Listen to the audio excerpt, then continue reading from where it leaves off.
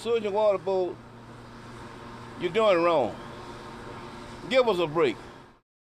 Neighbors living across from the Sewage and Water Board power plant say they have been pushed to the limit as an oily substance appears to be raining down on their homes and vehicles. Good evening, everyone, and thanks for watching. Charisse is off tonight. I'm Katie Moore. The Sewage and Water Board has spent hundreds of millions of your tax dollars trying to fix old power turbines to run the city's drainage and water pumps. But neighbors say new issues keep cropping up, causing their quality of life to go down the drain. David Hammer explains. Johnny Wilson has lived directly across from the Sewage and Water Board Carrollton power plant for decades, and he never let that stop him from enjoying his front porch. This is my house. I'm supposed to be able to sit on the porch. But sitting across from the turbines that run the city's water and drainage pumps has him concerned. We don't know whether or not we here running our health. He's worried about this 64-year-old power turbine and its huge exhaust stack. In 2013, we spoke to Wilson about an oily liquid raining down on him and other neighbors, coating their houses, vehicles, and gardens that appeared to be coming from that stack.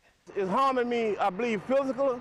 It's harming just by thinking about it, that what it could be doing, what it could be doing to my family. I don't know what it's doing. 4 years later, in August 2017, all the turbines failed, and much of the city flooded in a summer rainstorm.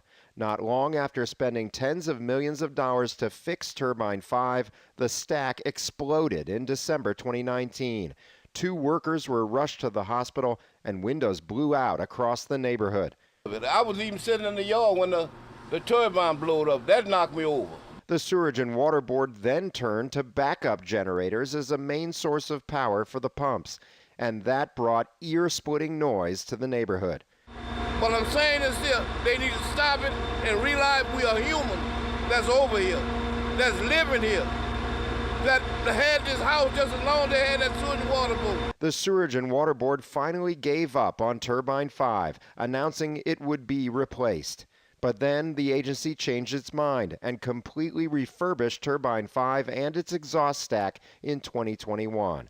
And now the oily droplets are back. Nothing really happened since 2013. We got the same problem right now. Ariane Livide lives 3 doors down from Wilson. She filed a complaint on March 3rd with the Louisiana Department of Environmental Quality. On March 4th, a turbine operator confirmed to DEQ that oil was indeed leaking. That was the first concrete,